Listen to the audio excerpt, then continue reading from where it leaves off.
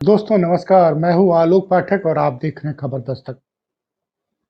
12 अप्रैल को उत्तर प्रदेश में जो भी हुआ उससे अमित शाह और मोदी की नींदें उड़ गई और अब किसी भी पल योगी के भविष्य को लेकर वो लोग फैसला ले सकते हैं। अब आप सोचेंगे कि ऐसा क्या हुआ 12 अप्रैल को जिसको लेके मोदी और शाह चिंतित हैं और वो किसी भी पल योगी आदित्यनाथ को लेकर एक बड़ा फैसला ले सकते हैं।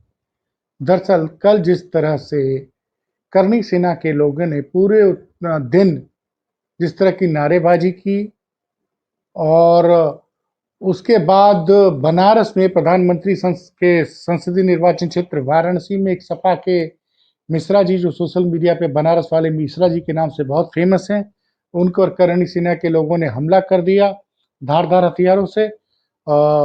उसके अलावा लखनऊ में दिन में अंबेडकर की प्रतिमा को लेकर एक बवाल होता है। राजधानी लखनऊ में मुख्यमंत्री आवास से मुश्किल से 20 से 25 किलोमीटर की दूरी पर बक्सी का तालाब के क्षेत्र में, और वहां पे अंबेडकर जी की एक मूर्ति लगाई गई थी ग्राम समाज की जमीन पे, जिसको कि प्रशासन ने आज हटवा दिया था। उसको लेके बवाल हो गया और हिंसक प्रदर्शन हुआ जिसमें कि एक महिला इंस्पेक्टर समेत 6 पुलिस वालों के सर फट गए।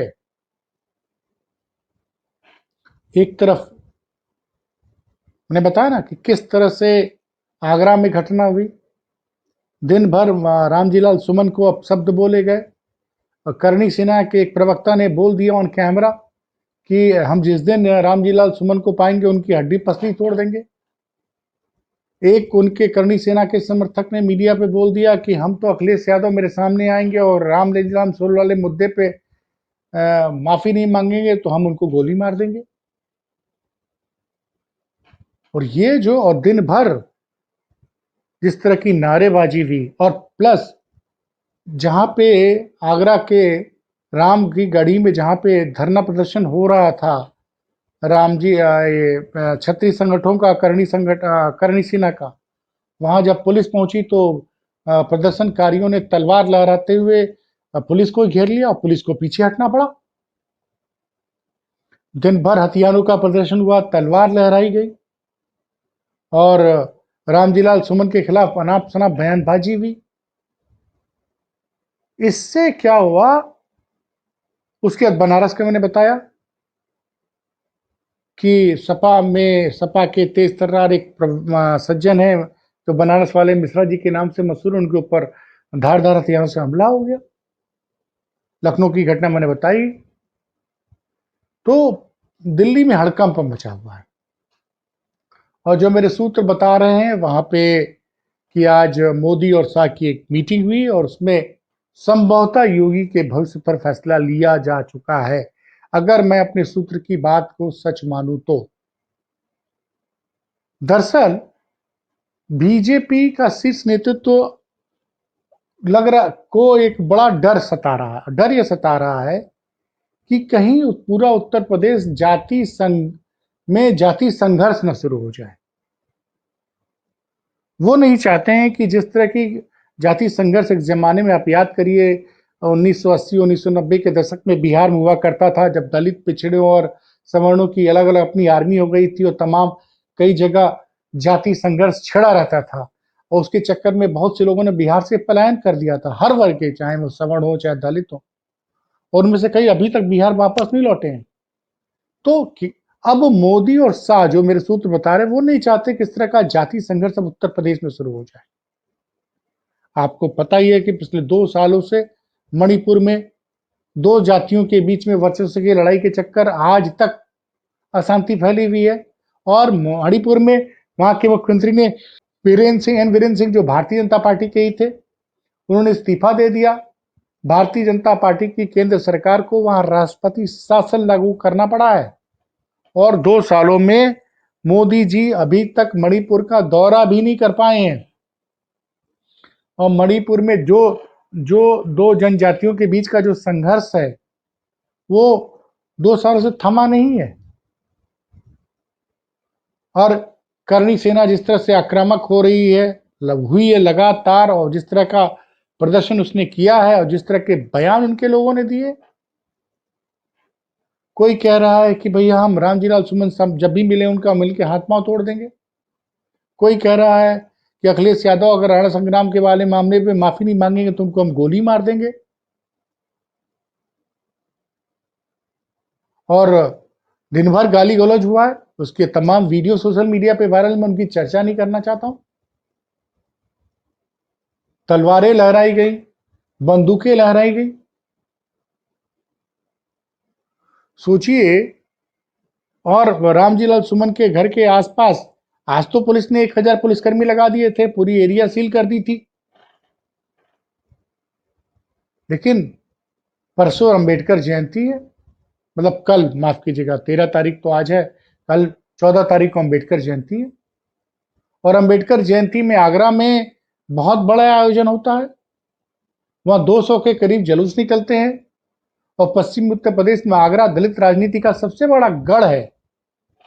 और सबसे बड़ी बात यह है कि 2024 के चुनाव में भारतीय जनता पार्टी को उत्तर प्रदेश में करारी बड़ी हार का सामना करना पड़ा। लेकिन जब वो कई जगह हार गई और बड़ी संख्या में दलित और ओबीसी ने भाजपा का साथ छोड़ दिया था, लेकिन फिर भी वो आगरा की सुरक्षित सीट बचाने में कामयाब रही। तीसरी बार वहां से भाजपा का सांसद चुनाव जीता है।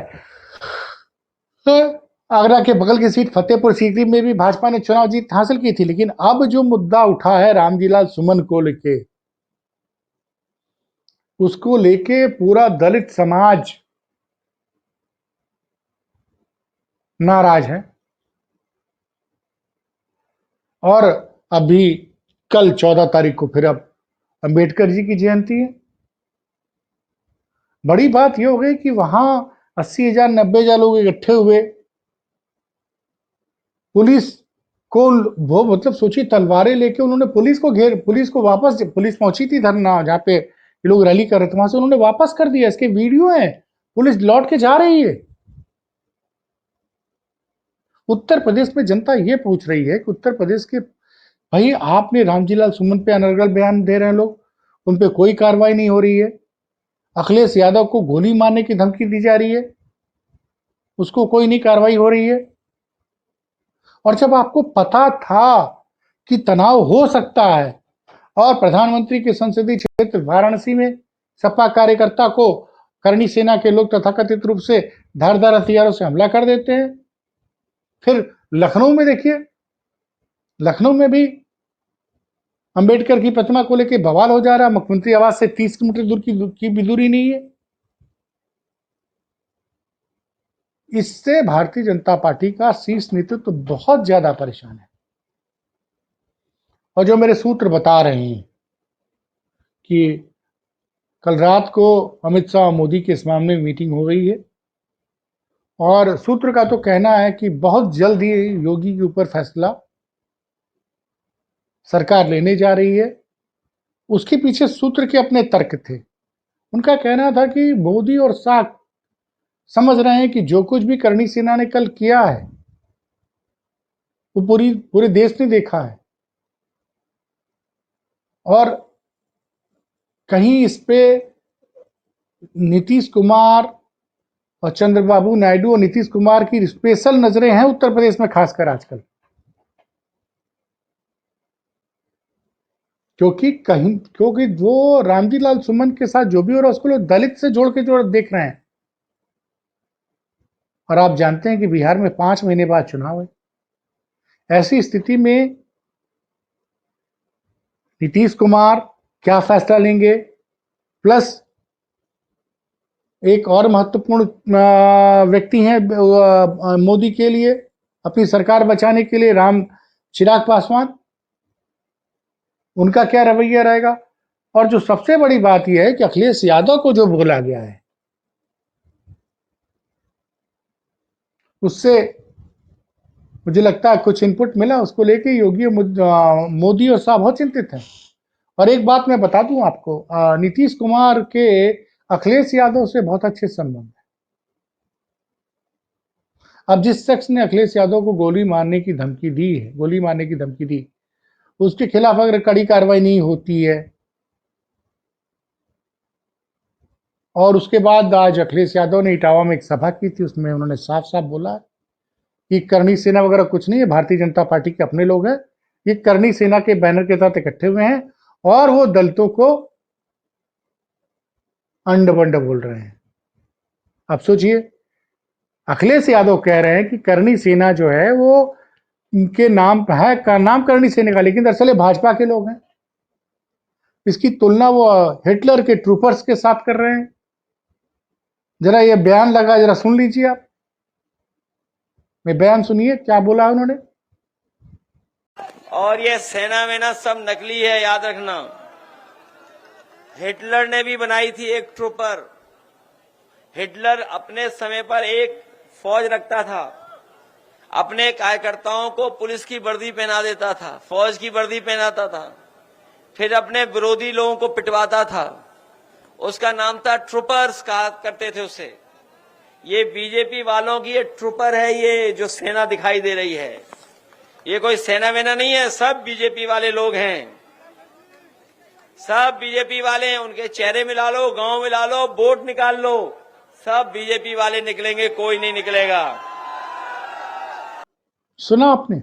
उन्होंने हिटलर के ट्रूपर से तुलना की है कि हिटलर अपने लोगों को पुलिस की वर्दी पहना देता था, उसके बाद वो अपने दुश्मनों से उनके लोग पुलिस की वर्दी में अटैक किया करते थे। वो बार बार अखिलेश यादव 90 बनाम 10 की बात कर रहे हैं और रामजीलाल सुमर पे जितने हमले हो रहे हैं उसको दलित सम्मान से जोड़ ले रहे हैं। तो इन परिस्थितियों में नीतीश कुमार कब तक भाजपा का साथ देंगे? तो कहीं करनी सेना की वजह से, और कई लोग कह रहे हैं कि करनी सेना को कहीं ना कहीं अखिलेश योगी खेमे का मौन समर्थन प्राप्त है। अगर समय रहते अब कार्रवाई नहीं होती है तो नरेंद्र मोदी की सरकार, भाई भाजपा के पास तो 240 सांसद हैं, आपको 32 सांसद और चाहिए, जिसमें 12-13 के करीब आपके पास जनता दल यूनाइटेड के हैं, 14-15 सांसद चंद्रबाबू नायडू के हैं और रामविलास माफ कीजिएगा, चिराग पासवान की पार्टी के पास, लोक जनशक्ति के पास 5 सांसद है। इन तीनों पार्टियों का समर्थन बहुत जरूरी है, नहीं तो मोदी और शाह की कुर्सी भी जा सकती है। भाई जब मोदी की सरकार गिर जाएगी तो अमित शाह भी मंत्री नहीं रहेंगे। इसलिए कि बिहार और मणिपुर की तरह उत्तर प्रदेश में जाति हिंसा न फैलने पाए,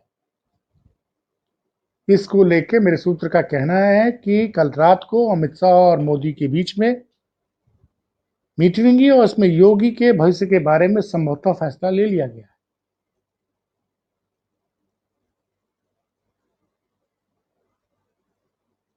भारतीय जनता पार्टी के लिए हालात बिल्कुल अच्छे नहीं हैं और 14 अप्रैल यानी कल अंबेडकर जयंती को शांतिपूर्वक,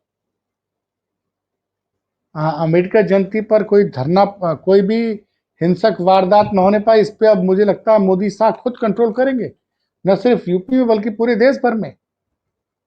और आप जानते हैं कि नीतीश कुमार कुछ भी कर सकते हैं, लेकिन दलित पिछड़ों के स्वाभिमान के साथ के स्वाभिमान की जहां बात आएगी, नीतीश कुमार तुरंत मोदी सरकार से समर्थन वापस ले लेंगे। तो करणी सेना ने अपने उग्र प्रदर्शन जो उसने आगरा में किया और जिस तरह की बयानबाजी दी है, जो वीडियो बयान है, मैं आपको वीडियो सुना नहीं सकता हूं, उससे उस पे अगर कड़ी कार्रवाई नहीं हुई तो मैंने कहा कि दलित और पिछड़ों के साथ कोई भी अन्याय होगा तो नीतीश कुमार तुरंत केंद्र की मोदी सरकार से न सिर्फ समर्थन वापस लेंगे बल्कि बिहार में भी वो बीजेपी का साथ छोड़ सकते हैं और फिर से आरजेडी के साथ जा सकते हैं। तो परिस्थितियां बहुत विकट हो गई हैं उत्तर प्रदेश में। आने वाले 48 घंटे उत्तर प्रदेश के और योगी के राजनीतिक भविष्य के लिए बहुत महत्वपूर्ण हैं। देखते रहिए खबर दस्तक। फिर किसी बड़ी खबर के साथ आपके साथ उपस्थित होता हूं। बहुत बहुत धन्यवाद।